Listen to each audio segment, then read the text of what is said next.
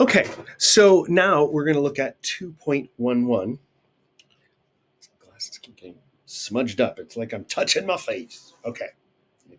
All right, so for 2.11, this one's a little bit difficult to do online. It's negotiating a signing environment. How to walk through, because we're not actually interacting with people on a human level, we're just doing it digitally. It's going to be weird.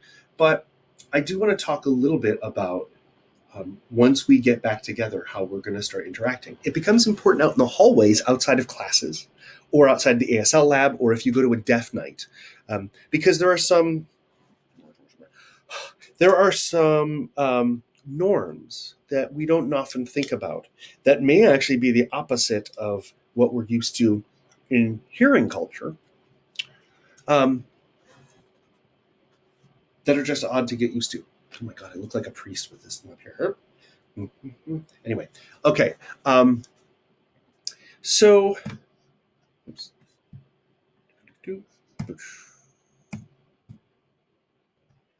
There are two situations we want to look at. One is if we have to um, pass between two people who are signing, or a group of people who are signing, if we have to cut through the middle.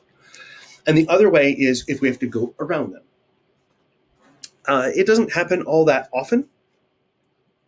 Well, and again, if you're around deaf people all the time, it happens all the time. Uh, well, before I get to that, I want to talk a little bit about what's it like if there are two hearing people having a conversation, and or if it's you having the conversation, and someone walks through the middle. How do you react? We get really offended, don't we? I mean, there are people who will really lose their cool if someone walks between the conversation. The irony is, we don't need to make eye contact. We don't need, if our eye contact is broken, it doesn't stop the communication because we're talking, right? Deaf people, on the other hand, need to have that eye contact, need to see, and if something breaks that eye contact, it throws off the conversation. And yet, deaf people don't have a problem with someone walking in the middle, as long as the person doesn't elbow them going through or is too obnoxious. But in general, if a person walks through a signed conversation, we almost don't even notice that it happened. So that's a real interesting irony that hearing people get all offended by something that doesn't affect them, and deaf people don't get offended by something that clearly affects their conversation. So that said, big thing is you don't want to interrupt the conversation that's going on, or at least as minimal as possible. So the best thing to do is walk through and sort of, duck your head down a little bit. It's a little humility of, oh, sorry, didn't mean to. You can also sign, excuse me, which is just the open hand like this, both hands kind of open, and you just brush across your active hand, dominant hand, and passive hand. It's, excuse me, sumimasen, right? So it's just, you don't have to duck down. If you drop down and crawl along the floor or make a big show of, oh my God, then immediately those people are going to look down at what the heck is wrong with this person? Right? So you've interrupted their conversation by being ridiculous. So that's, don't bend your body while walking through. A little bit down.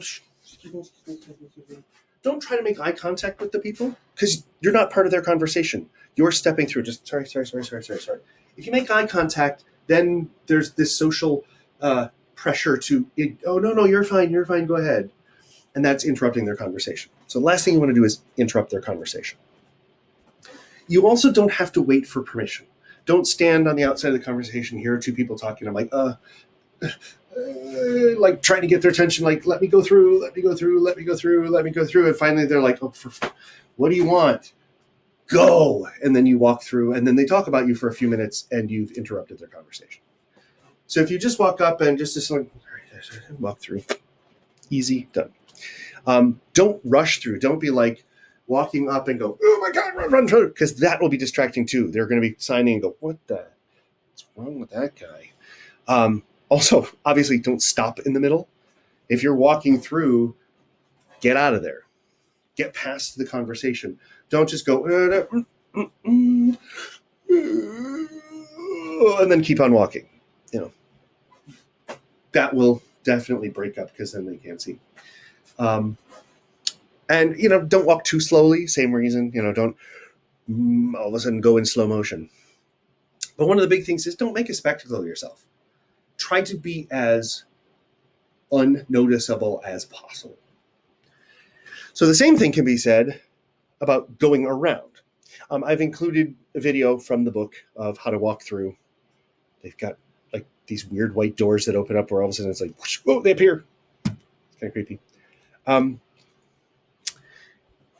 If you have to walk around, just walk around. Don't wait for permission. Don't make a spectacle of yourself trying to climb, scramble over tables or whatever. Something I was going to say, and it's gone. Walking up. Anyway, it'll pop back up in my head. Sometimes you have to push the person out of the way. And if you're doing it, again, you don't want to interrupt the conversation. You just want to move them out of the way so you can get past and then goodbye. So literally a light touch. If you just put a hand on their shoulder, not a tap. A tap is going to interrupt them and they're going to turn and look. But if you just sort of lightly push them out of the way, a hearing person will be like, why are you touching me? Right? But a deaf person, culturally, they know that this is how people are manipulated. So they will just move out of the way. So steer them in the direction they have to go. So if you need them to just move to the right a little bit, you move to the right, you go. And generally speaking, if you pass through, just go. And they will either stay where they've just been moved to because now they're out of the way, or they may move back if they were like leaning against the wall or something. If, for example, you're reaching in, like your locker is here or there's the desk and you're picking up something, you can move a person, grab your thing, and then let them go back to where they were. If the conversation isn't all that vital, they may go, oh, hold on. Okay, go ahead. Cool. All right. And they come back. So it's up to them. If they don't want to be interrupted, leave it up to them. What I was going to say in that previous comment is you'll notice that when you're having a signing conversation, it's really hard to be close. Like hearing people, if you've ever been in New York for a long period of time, because everybody's so tight-knit, people walk close together, they sign close together, everything happens close. Out in Ohio, much more relaxed, much more distant.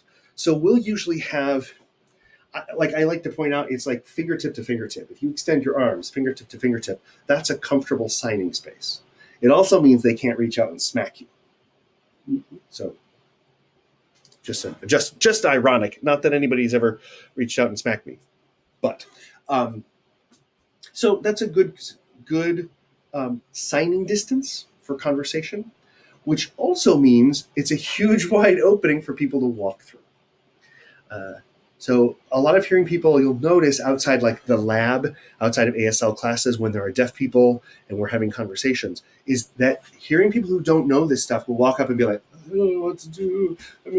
Excuse me. And I feel so bad for them, but at the same time, it's pretty hysterical. Just walk through. There are other cultures where I'm assuming that it's more rude or less rude. So in deaf culture, it's not considered rude at all, unless you break their conversation.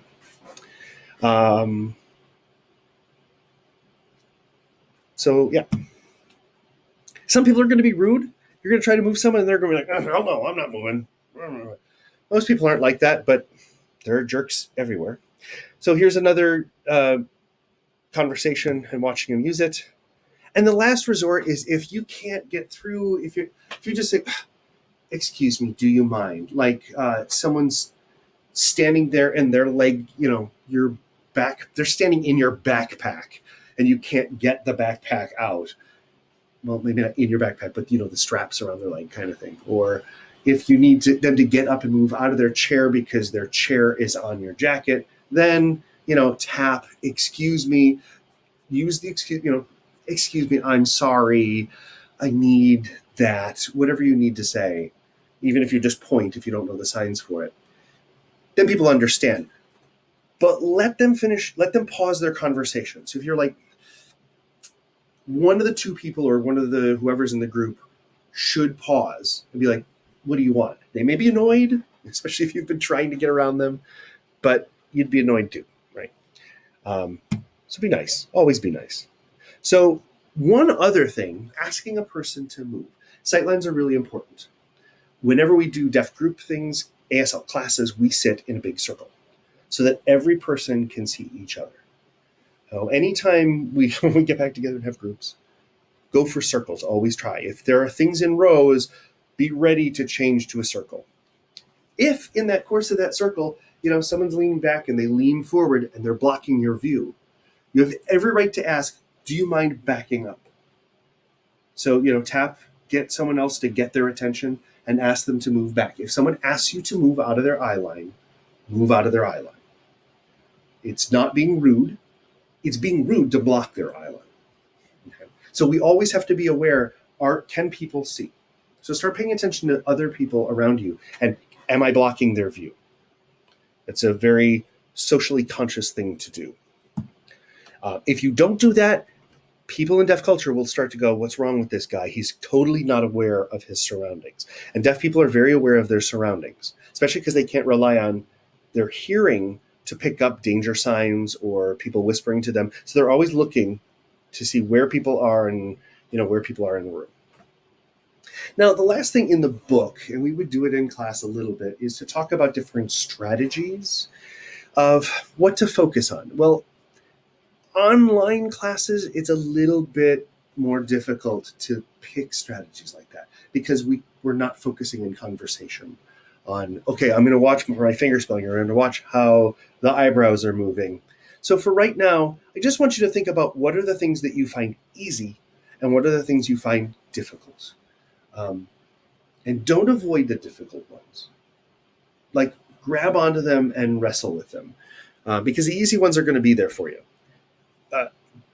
You're teaching yourself. I mean, I'm giving you this instruction and you get to go back over this, and hopefully you've got the book or at least some of the chapters that you can look through and the videos.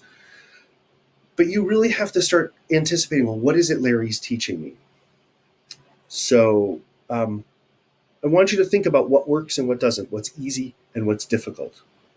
What do you like and what do you not like? Just be aware of them. The more aware you are of your learning process, the easier you can tweak it to make it better. And I've been really messing up. They're so much bigger this way. Sorry about that. So there's no new vocab for this one. And then I put all of the videos in one clump right there. So that's 2.11.